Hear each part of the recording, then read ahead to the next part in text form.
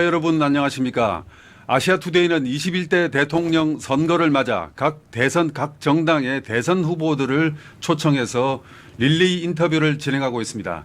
오늘 이 시간에는 국민의힘 김문수 대선 후보의 아내인 설난영 여사와 함께 이번 대선에 관련해서 말씀 나눠보겠습니다.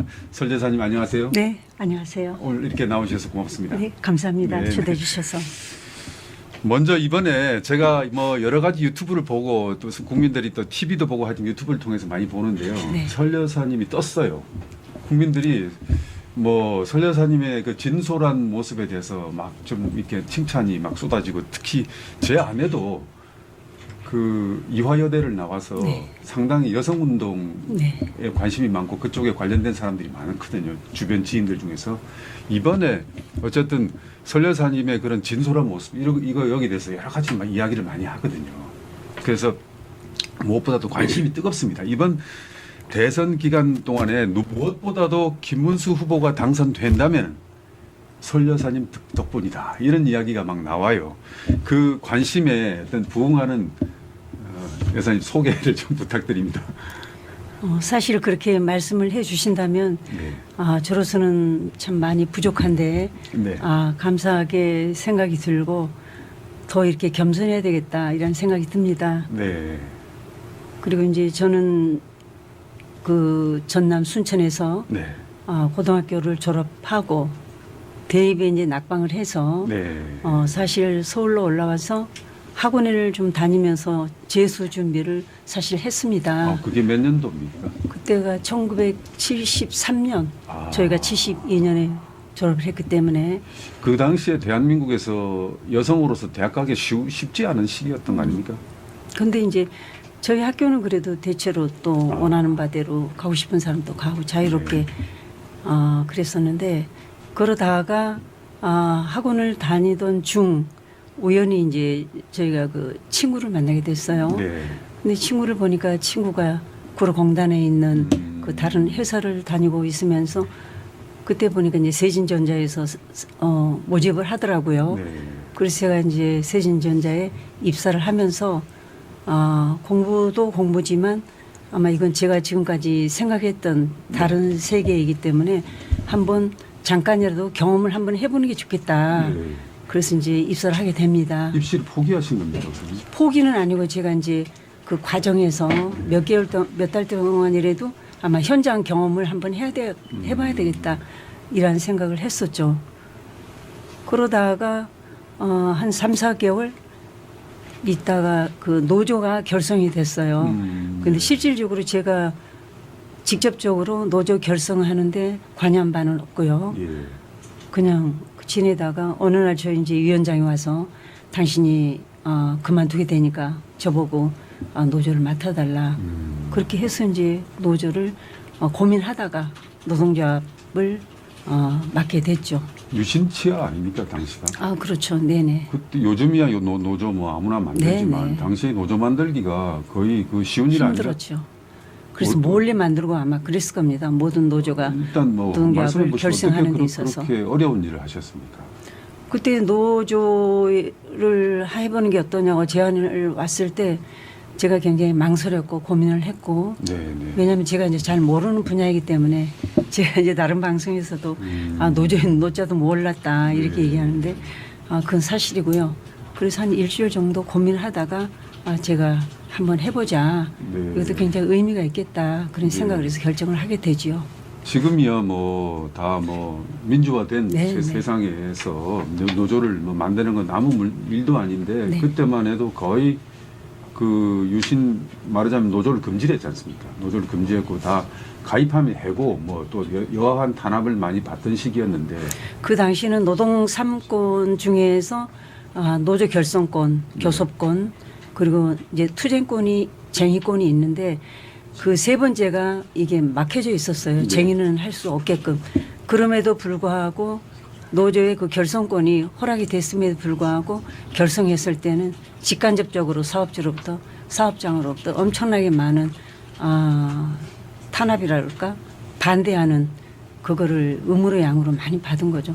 그러니까 이제 노조를 결성할 때는 결성권이 있음에도 불구하고 몰래 공공연하게 준비를 해서 거의 그 절차상에 완전하게 이거를 뭐 서류라든가 이런 걸 준비해 놓고 하루아침에 이제 노동부에다가 제출을 하고 그런 식으로 해서 이제 노조를 몰래 만드는 그러니까 아하. 법으로 이게 허용이 됐음에도 불구하고 그런 식으로 이제 노조를 결성하는 굉장히 많은 어려움을 겪었죠. 아마 저희 사업장에서도 처음에는 그랬을 겁니다. 여사님, 제가 이제 언론인 치고는 김문수 후보님을 꽤 오랫동안 만난 언론인이거든요. 네. 제가 아는 김문수 후보는 인간적으로, 개인적으로는 한없이 너그럽고 그리고 덕을 베풀고 은혜롭게 사람들한테 주변에 대하거든요. 네. 그런데 저분이 보면은 어떤 불의를 보거나 뭐 좀 정의롭지 못한 일을 볼 때 불같이 화를 내고 거기에 대해서 받아치거든요. 받아치고 대항하고 싸우고 그런 네. 그런 면모가 있습니다. 그런 정의감이 가슴 속에 네. 꽉 차 있는 분이거든요. 거기에 제가 감동을 한 바가 있습니다. 여사님도 그런 노조를 하게 된 가장 큰 동력이 뭐 그런 정의감 때문입니까? 뭐 왜 그렇게 하셨습니까? 그 어려운 시기에. 네. 저도 이제 살아온 과정이 저희 부친께서 교직에 계셨기 때문에 네. 늘 바르게 살고 불의를 보면 용납하지 않고 네. 아마 이제 그런 가정이 키워지는 과정에서 저도 모르게 그런 것들이 몸에 배지 않았나 이런 생각이 듭니다. 두 분이 그런 어떤 네, 네. 옳지 못한 일에 대해서 네. 대항해서 네. 뭐 싸우는 이런 DNA가 네, 있다고 네. 봐야 되겠습니까? 그런 것 같은데요. 네, 저는 그런 것 같습니다. 네. 네, 알겠습니다. 그래서 신랑으로서 네. 김문수 후보의 뭐 좀 같이 살면요, 좀 우리가 모르는 김문수 후보의 단점도 있을 거고 장점도 있을 거고 피곤하죠. 단점부터 말씀해 주시죠. 네네. 이제 단점이라기보다는 이제 원리 원칙대로 본인이 지금까지 살아왔기 때문에 어떤 그 가정 내에서도 저한테 그거를 직간접적으로 보여줘요, 몸으로.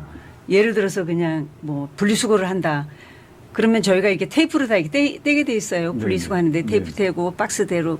그럼 이제 조금 귀찮기도 하니까 네. 테이프 붙인 상태로 그냥 분리수거. 그렇죠. 이게 종이 박스에다가 네네. 비닐 테이프 네네. 저는 다 떼야 떼고 되는데. 버리거든요. 네네. 쭉쭉 그게 뜯어야 되거든요. 맞아요. 왜 그러면 비닐은 비닐이고 종이는 그렇죠. 종이요. 네. 근데 그거 그런데 후보님이 이제 어떻게 하신단 대체로 이제 말입니까? 사람들이 와서 그냥 뭐 테이프를 이제 대충 떼고 또 박스를 이렇게 하는데 저희 이제 후보 같은 경우는 요만큼도 그 테이프가 붙여 있으면 그걸 다 떼가지고 본인이 그럼 이제 분리수거한다고 내려가가지고 한참 있다 오는 거예요.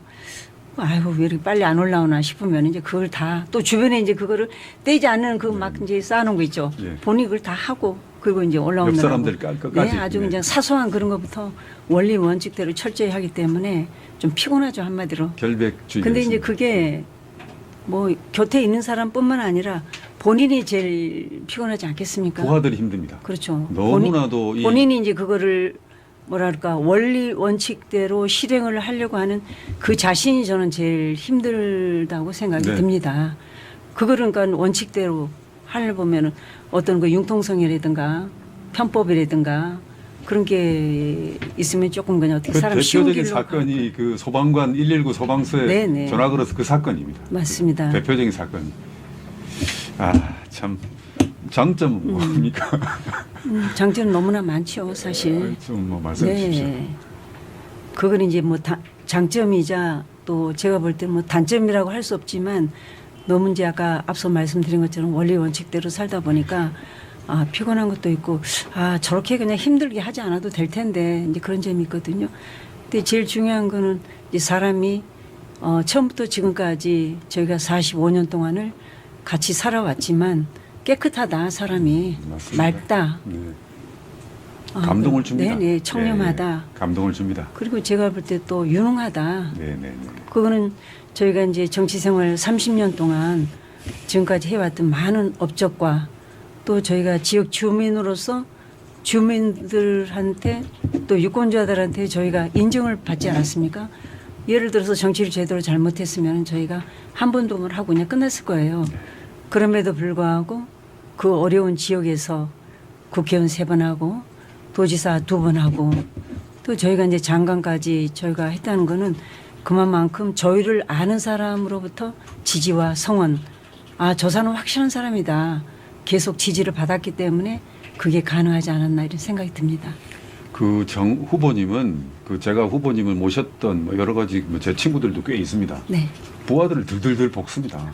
너무 뭐- 그렇게 하면 안 되는데. 못 살게 들들들 볶습니다. 그런데 네. 제가 그 왜 그러는지는 압니다. 이건 그 국민들의 종이기 때문에 공무원 신분이라는 건 그것을 우리가 그걸 알아야 된다. 뭐 이런 정신으로 하는 것 같아요. 그런데 실제 그 후보님과 함께 일하는 부하들은 힘들죠. 네. 그런 거 너무나도 제가 그- 충분히 이해합니다. 예, 너무나도 기준이 높기 네, 때문에 네.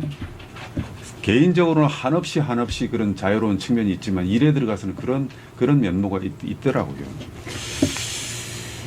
그 김문수 후보께서 항상 뭐 주변 내 그렇습니다. 김문수 후보께서 뭐 도지사를 하시다가 또 국회의원도 하시다가 여러 공직을 왔다 갔다 하셨는데 그 김문수 후보님은 따르는 그 팀들이 꽤 있습니다. 네. 오래된 팀들이. 그런데 섭섭해하는 국면들이 있거든요. 네. 왜 그러냐면 챙기질 않아요. 네. 저도 여러 번 들었어요. 후배들을 챙기지 않아요. 그러게 말이에요. 그리고 챙기고 그래야 자리도 주고 그래야 네. 사적 인연으로 그래야 더 충성심이 일어날 텐데 네. 그거는 그거고 당신이 나와 함께 일하는 건 일한 거고 끝나고 내가 그걸 그냥 네, 칼로 네. 두고 자르듯이 맞습니다. 잘라버리세요. 그래서 인정 없다 뭐 네. 이런 불평을 많이 듣는데 그게 가정생활에도 연결된 것 같습니다. 지금 그 법카 사용에 대해서 네, 이슈가 네. 되고 있는데 여사님은 법카 경기도 법카 그 똑같은 뭐 그런 법카를 사용할 만한 위치에 계셨고 그런 유혹도 있었고 그런데 어떻게 보십니까? 법카 사용 안 해보셨습니까? 아, 이제 공무원들이 그 법카를 사용하는데 그 범주가 있어요. 예. 어떠한 경우에 이 법카를 사용해도 된다라는. 그래서 저희는 그 원칙 내에서 사용했을 뿐이지, 우리 이제 상대당 후보 부인처럼 네. 그렇게 법카를 사용했다라는 건 저는 상상할 수도 없고요. 네. 또 그렇게 해서도 안 되고, 네. 저도 상당히 이제 원리 원칙주의이기 때문에 네. 그냥 우리 공무원들이 시킨 대로 우리 공무원들이 법카 하나를 사용하는데도 철저해요. 우리 그렇죠. 공무원들이 그렇게 예. 만만치 않아요. 만만치 않습니다. 왜냐하면 이게 문제가 됐을 때 당장 그게 공무원들한테 네. 영향이 오거든요. 네. 책임 소재가 또 따르는 거고. 무궁화 카드는 진짜 그렇죠. 진짜 아무렇게 그래서 쓸 수 없어요. 법카를 한 번 사용했을 때 거기 영수증이 나옵니다. 네. 그럼 그 영수증에 누구랑 무슨 일 때문에 다 쓰죠. 거기 전부 다 기입이 돼요. 네, 저거. 그래서 그걸 이제 공무원들한테 제출을 하고 그걸 사용한 저희 담당 공무원이 네. 그 법카를 당연히 또 가져가고 네. 저희가 그거를 소지를 하질 않아요. 네, 네. 공무원들이 가지고 나와서 그때 필요한 거 결제를 하고 네. 다시 또 가져가기 때문에 네. 그래서 뭐 저희는 그게 원칙인 줄 알고 그렇게 생각을 하고 또 그렇게 사용을 했겠지요. 네. 네. 두 분이 닮아 있습니다. 네. 이게 오래 사시면은 서로 닮지 않습니까? 김문수 후보님과 설난영 여사는 그렇게 타협을 할 줄 모르고 그 비타협적으로 사는 그 삶이 뭐 제3자로서 제가 보면은 기자들은 항상 지켜보지 않습니까? 닮아 있습니다. 닮아 있습니다. 그 무엇보다도 이제 그 김문수 후보님은 국민의 머슴으로 일한다는 그런 그 자기의 신조를 지키시는 것 같아요. 그러니까 일은 열심히 진짜 머슴처럼 일하고 대신 그런 그 수준이 높으니까 눈높이가 높으니까 자기와 같이 일하는 부하들 동료들한테도 그런 그 기준을 요구하는 거죠. 그렇죠. 그런 아주 머슴처럼 일하는 그 고단위의 노력과 이런 걸 요구를 하는 거죠. 그러니까 밤잠 안 자고 일을 네. 해야 되고 머슴처럼 열심히 일해야 되는 걸 그걸 요구를 하거든요. 그러니까 후배들과 부하들은 너무 힘든 거예요. 네. 막 그럴 그냥 겁니다. 달달달달 볶으니까요. 네. 그런데 그걸 저는 이해를 하는 게 후보님은 야, 이 자리가 그렇게 쉬운 자리가 아니다. 이게 우리가 국민의 세금으로 이렇게 하는 것인데 이게 무서운 걸 알아야 되고 철저히 봉사를 해야 된다. 그 눈높이와 기준을 요구하는 것 같아요. 그런데 같이 사는 아내로서 그렇게 그런 높은 기준을 갖고 있는 사람과 40년 넘게 사셨지 않습니까? 네. 여사님은 그 어려움 없었습니까? 고충을 좀 말씀해 주세요. 아마 저도 좀 비싼 사람인 모양이죠.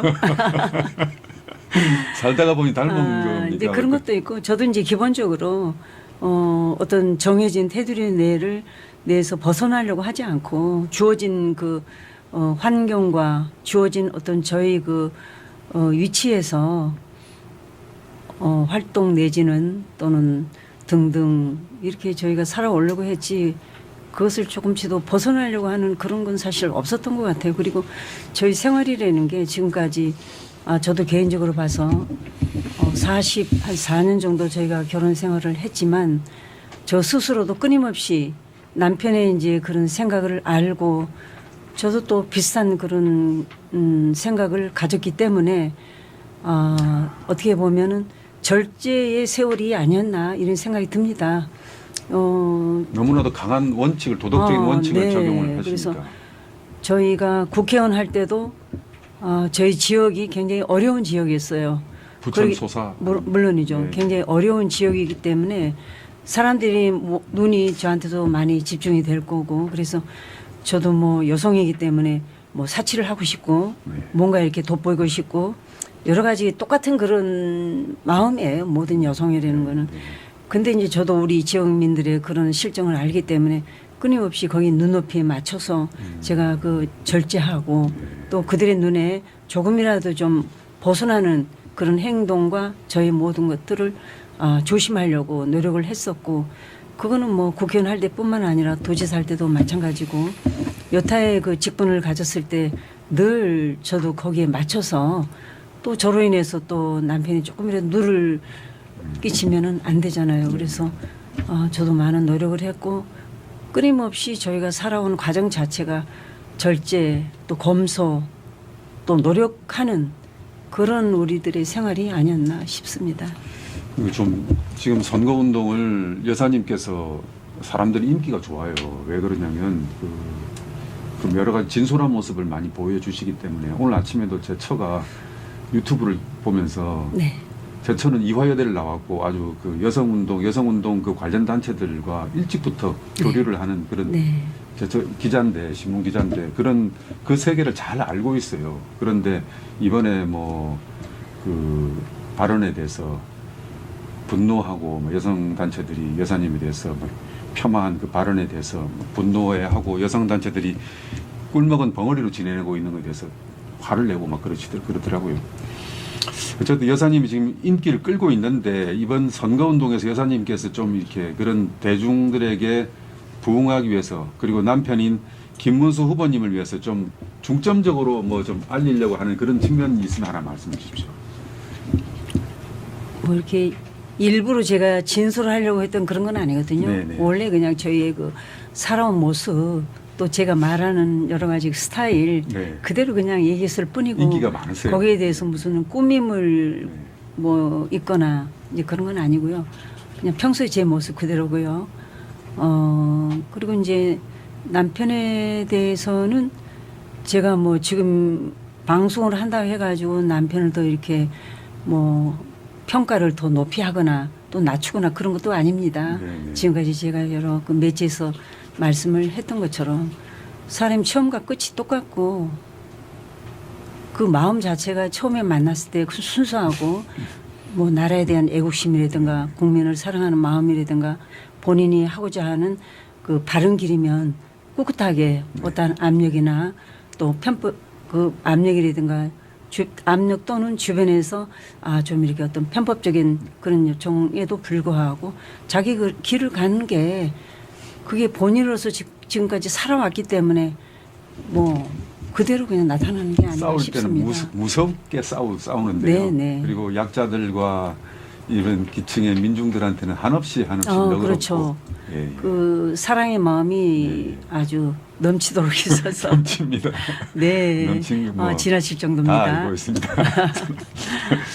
그 비교가 안 될 수밖에 없는데 뭐 우리 여러 수많은 대통령 영부인이 있었지 않습니까? 네.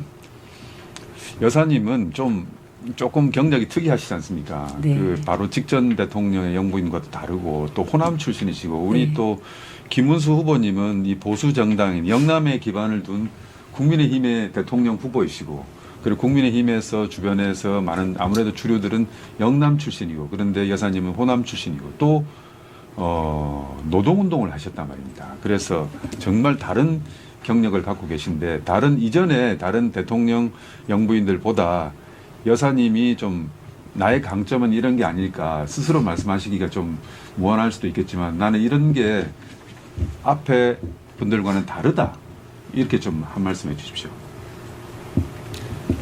아직까지는 영부인도 아닐 뿐더러 네, 또 그 부분에 대해서 제가 깊이 있게 뭐 고민을 하거나 왜냐하면 저희가 대선을 준비하는 과정이 너무나 짧았기 때문에 아 나는 이러이러한 뭐 대통령이 당선이 되면은 나는 이러이러한 영부인의 역할을 해야 되겠다 이런 생각을 구체적으로 해본 바가 없습니다. 네. 그리고 저는 뭐 국회의원 배우자 또는 뭐 도지사 배우자가 돼서 또는 앞으로 영부인 후보에 지금 영부인 후보지 않습니까?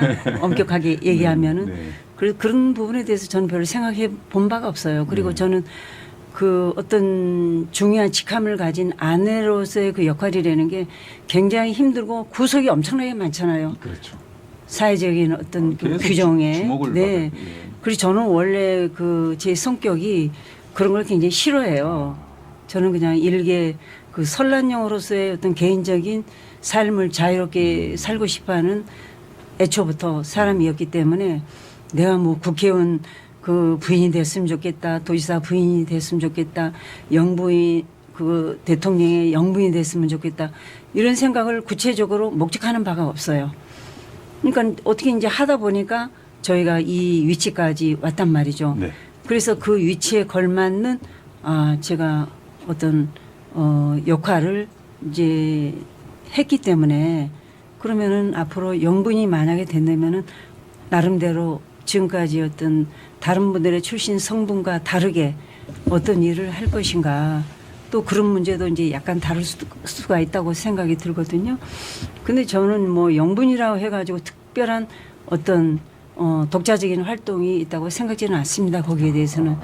그거는 이제 저희가 결혼하기 전에도 현장에 있는 많은 여성 노동자들의 어떤 처우를 개선하기 위해서 일을 했었고 네. 그리고 이제 남편이 국회의원 할 때는 그 마음을 그대로 우리 지역민들의 어려운 점을 보살핀다는 마음으로 했었고 도지사도 마찬가지입니다.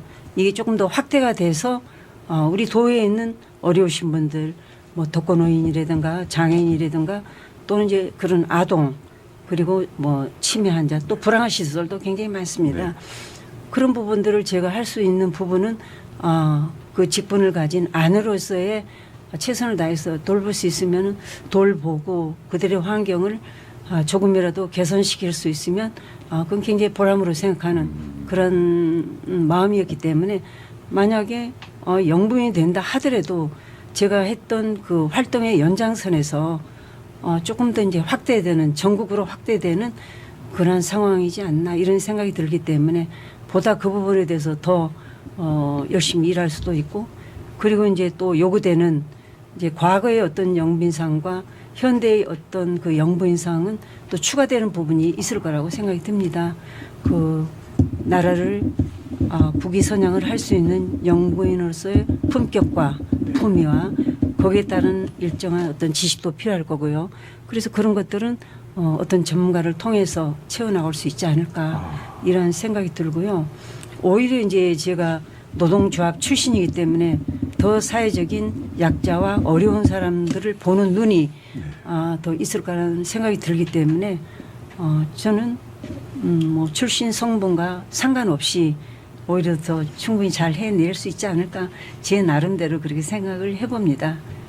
그래서 또 다른 분은 또 어떻게 생각하실지 모르지만 거기에 대해서는 제가 그 모든 일을 제가 자연스럽게 받아들였다시피 저희 후보가 정말 대통령이 된다면 보다 어떤 확실한 그런 또 위치에서 정말 어려우신 분들을 위해서 제가 힘이 되는 그러한 역할을 해보고 싶어요.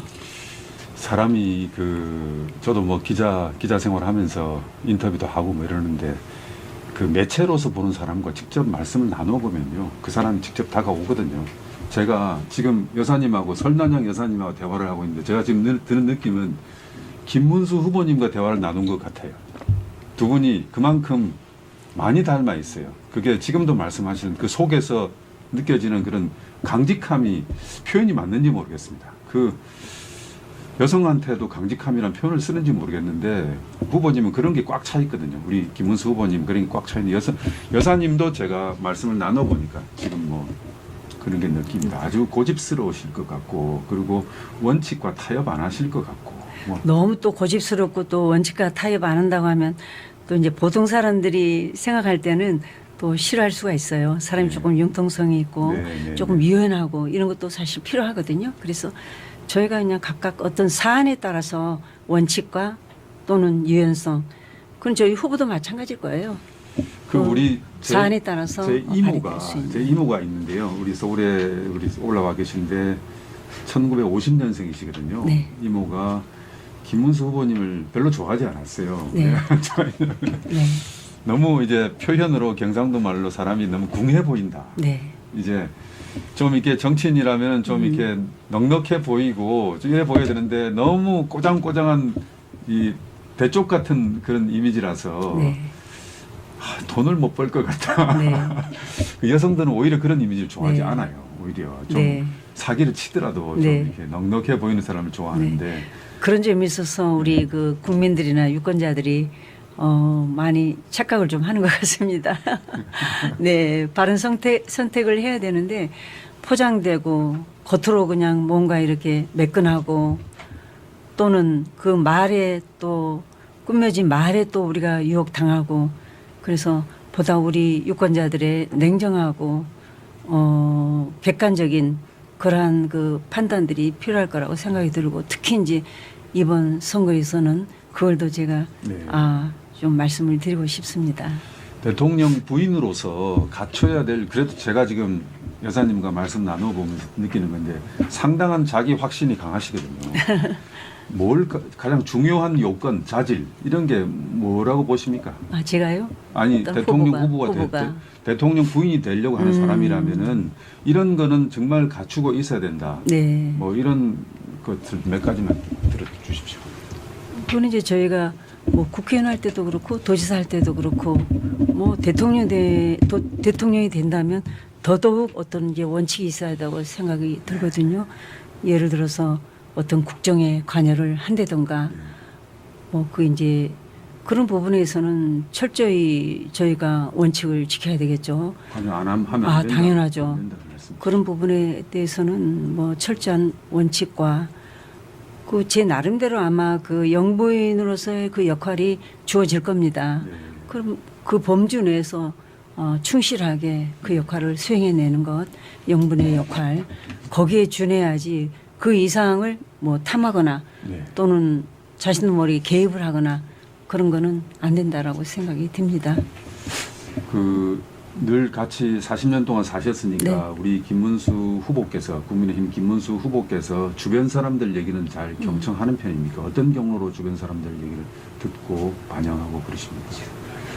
주변 사람들의 그 어떤 말씀도 그게 이제 바른 말씀 같은 경우는 본인이 판단해서 그거를 받아들이죠. 네.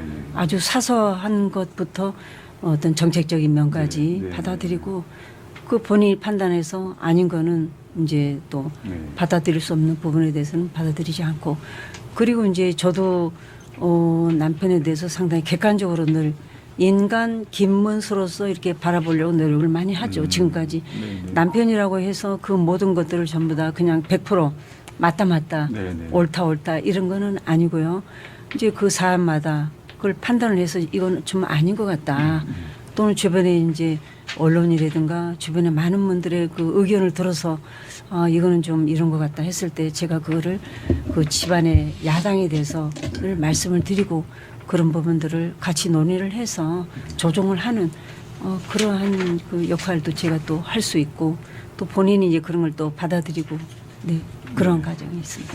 최근에 우리 김 후보께서는 뭐 도지사 택시 기사도 하고 그러셨습니다. 네네. 그걸 따라서 주말마다 토요일 일요일 박정훈 저하고 또 친한 형입니다. 네. 박정훈 선배도 지금 수행하고 있는 박정훈 네. 실장도 최근까지 택시 기사를 네 그랬었죠. 하고 네네. 후보를 따라서 그 아내로서 택시 기사 하실 때 느낌이 어떠셨습니까? 도지사가 택시 기사를 하고 있습니다. 저는 그냥 굉장히 좋은 경험이다. 네. 택시 기사를 하지 않으면은 우리 그 택시 기사님들의 어떤 여러 가지 그 어려운 점을 네. 사실 우리가 뭐 언론이나 또는 간접적으로만 얘기를 들을 뿐이지 실질적으로 그분들의 삶과 실질적으로 그분들의 어려움을 알 수가 없어요. 네, 네. 본인이 그걸 체험을 함으로써 체험을 한다고 하더라도 그게 100% 그분들의 삶을 다 이해할 수가 없는 거겠죠. 그러니까는 주말마다 하셨거든요. 토요일, 일요일 하면서 우리 택시 기사님들의 고충과 어려움과 현실적인 문제가 뭔지 그걸 깨닫고 그거를 해결하려고 본인이 많은 또 노력을 기울였을 겁니다. 그리고 이제 저희 경기도가 31개 시군이에요. 그래서 이제 운전을 함으로써 각 31개 시군을 다 돌아다니셨어요. 예를 들어서 수원이다. 네. 그럼 수원에 운전을 함으로써 수원의 교통망이 어떤지 그리고 신호의 망이 어떤지 또 수원의 우리 국민 태움으로써 그들과 대화를 통해서 수원의 문제점이 뭔지 그래서 31개 시군을 돌아다니면서 그분들과 대화를 통해서 그 지역의 실정을 보다 구체적으로 직접적으로 사신 분들의 그 말씀을 통해서 우리가 더 이렇게 알아낼 수 있는 그런 굉장히 좋은 기회였었죠. 그렇군요. 듣고 보니 그렇군요. 도정을 그랬었죠. 파악할 수 있는 그런 네. 아마 첫 번째 목적이 우리 그 기사님들의 고충, 문제점 그런 첫 것 그게 첫 번째고. 번째고 또 하나는 31개 시군의 각종 여러 가지 그 실정과 상황 파악 예. 아마 그게 아니었나 싶어요. 그래서 저는 아주 좋은 경험이고 네, 그렇게 그렇군요. 긍정적으로 판단을 단순 했었죠. 봉사 차원의 문제는 아니군요. 그거는 실은 아니죠. 실용적인 그런 보여지기 위한 그런 게 아니라 실용적인 목적이 그렇죠. 있군요. 실질적으로 이제 그러한 문제들을 네. 민원을 보고 도정에 그런 것들이 참작이 되는 그런 경우가 많았습니다. 알겠습니다. 네. 지금 이제 화제가 따님인 네. 동주 씨께서 아빠는 사랑꾼 네. 이 영상 편지가 지금 좀 화제가 되고 있습니다. 네. 그래서 그 실제로 그 아빠를 사랑꾼이라고 이렇게 표현을 하셨는데 이게 지금 유튜브에서 뜨고 있어요. 뜨고 있는데 가정에서의 아버지 김문수 사랑꾼 맞습니까? 네. 저희가 그 딸이 3살 때부터 취약 전까지 그 타가소에서 키워졌거든요. 왜 그렇습니까? 그래서 이제 그때는 이제 저도 또 한국 여성 노동자회라는 여성 단체에서 일을 하고 그때는 또 남편이 이제 구속된 상태. 구속된 상태. 그리고 또 하나는 제가 또 서점을 또 운영을 하고 또 구속자 가족으로서의 또 활동이 있었어요. 그때 이제 저희가 유시민 씨하고도 이제 같이 정말 가족처럼 육아협 이런 거 있었어요. 그때 민가협. 그런 거 있었어요. 그때도 우리 이제 유시민 씨하고 다 같이 이제 민가협. 활동을 했던 예, 그런 예. 경험이 있는데 그런 다양한 활동을 사실 하다 보니까 딸을 키우면서 그 많은 활동을 하기가 굉장히 어려웠습니다. 그래서 저희가 이제 어린이집 타가소가 필요하다 해서 실질적으로 구상만 했던 그 타가소가 현실적으로 이루어졌어요. 네. 그래서 딸을 이제 타가소에 맡기고 그게 한 3, 4년 됐죠. 취약 전까지. 그리고 이제 그 과정에서 남편이 출소를 하게 됐어요. 예, 2년 예. 반 동안 예, 예. 복역을 하다가 그래서 이제 저희 가족이 3사람이 정말 모처럼 저희는 이제 가족이 3사람밖에 안 되지만은 우리끼리 살아본 경험이 거의 없어요. 늘 많은 사람들이 저희 집에 아버지가 와서 감옥에 가 있어서 감옥 가기 이전부터 우리 딸이 이제 태어나기 전부터 저희는 늘 막 집단적으로 생활을 했던 것 같아요. 뭐 그냥 일반 노동자도 와서 자고 먹고 그 수배자도 와서 자고 먹고 하여튼 많은 사람들이 같이 그냥 이렇게 생활했기 때문에 저는 안 재워주셨어요. 네, 같이 먹고 자고 그래서 어떻게 보면 공동생활처럼 이렇게 해왔어요. 원래 그렇습니다. 네, 그래서 저희끼리 세 가족이 오붓하게 뭐 생활했거나 그런 경험이 거의 없어요. 이제 그러다가 저희 남편이 구속이 되고 2년 반 만에 출소를 하고 그 다음에 이제 저희 딸이 초등학교 들어가기 직전에 저희 남편이 출소를 했지 않습니까? 그러면서 저희 이제 세 가족이 식사를 하게 되면 저희 딸이 아빠를 좀 굉장히 어려워했어요. 왜냐하면 함께 할 수 있는 시간도 없었고 스킨십이 없어요. 네네 거의 없다고 봐야죠. 그러다 보니까 밥 먹으면서도 뭐 이렇게 말을 할 때 아빠가 있을 때는 어려워가지고 저한테 기속말을 하고 그랬거든요. 이제 그러다 보니까 우리 남편도 이러면 안 되겠다 그때 이제 생각을 했겠죠. 그러면서 이제 적극적으로 딸하고 스킨십을 하려고 노력을 했었고 늘 같이 안아주고 또 볼을 비벼주고 네, 그렇게 그리고 해야 머리 그 어깨에 얹어가지고 데리고 다니고 그걸 상당히 노력을 많이 기울였어요. 그래서 이제 아빠에 대한 어떤 그 어려움 그런 것도 거의 다 극복이 됐죠. 얼마나 따뜻한 분이거든요. 겪어보는 네, 김문수를 네. 인간 김문수를 겪어본 네, 사람들은 그렇죠. 눈물이 많고 따뜻하고 한없이 우는 네. 사람이거든요. 그래서 아마 지금도 그 아빠에 대한 존경심, 아빠에 대한 그 사랑 네. 그런 것들을 아마 우리 딸이 그 온몸으로 아마 느끼고 있을 겁니다. 네. 딸을 저는 네. 아들밖에 없었어요. 네. 아들 하나밖에 없었어요. 딸을 키워야 되겠습니다. 그리고 동주 씨의 그 말 중에서 아빠의 사진에 보면 항상 아빠는 저에게 어깨 동무하거나 네, 네. 또 안아주고. 안아주거나 무릎에 앉히고 네, 네. 사진을 찍은 모습밖에 없다는 걸 네. 알게 됐다. 온라인 반응을 보면 뭉클하다. 네, 아 그렇습니까? 왜 그러냐면 싸우는 김문수와는 또 아, 네, 네. 다른 이미지거든요. 근데 좀 실질적으로 그런 부분에 대해서는 이제 정의감을 드러내고 나타내고 네. 그렇지만은 그 나머지 인간관계에 대해서는 엄청나게 많은 인간에 대한 사랑이 기본적으로 가지고 있는 사람이기 때문에 그렇죠. 뭐 아내와 자식에 대한 그런 가족적인 사랑 외에도 보통 사람들에 대한 인간적인 사랑이 정말 넘치는 사람이라고 저는 봐요. 무엇보다도 그 2004년 그 무렵에 국내 국회의원들 중에 최초로 탈북민 문제에 대해서 아, 네네. 그 북한에서 탈북해서 또 북경에서 베이징에서 또 잡혀가지고 북경 그 대사관으로 끌려가는 그 문제를 그때 막 삭발까지 하시고 그때 막 그 국제사회에 알리려고 기자회견하고 그때 김문수가 그게 사람을 많이 몇 년도인지 모르겠지만은 유명합니다. 그때 저희가 사실. 15대 국회의원 첫 되고 네네. 북한 인권법을 발의를 했죠. 맞습니다. 북한 인권. 네네.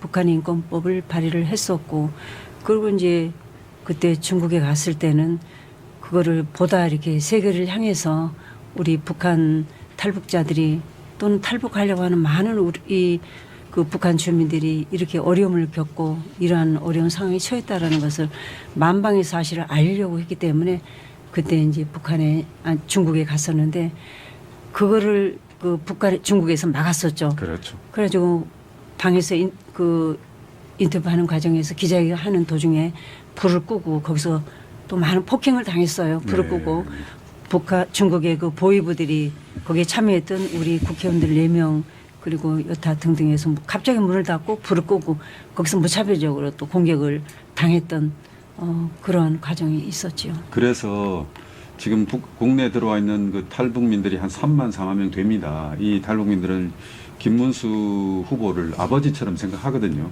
아버지처럼 생각하고 대표적인 사례가 아까 제가 잠깐 말씀드렸는데 우리 아시아투데이 정치부 중에서 국회에 나가 있는 여당 팀장을 하고 있는 기자가 한 명 있어요. 네. 탈북민이에요.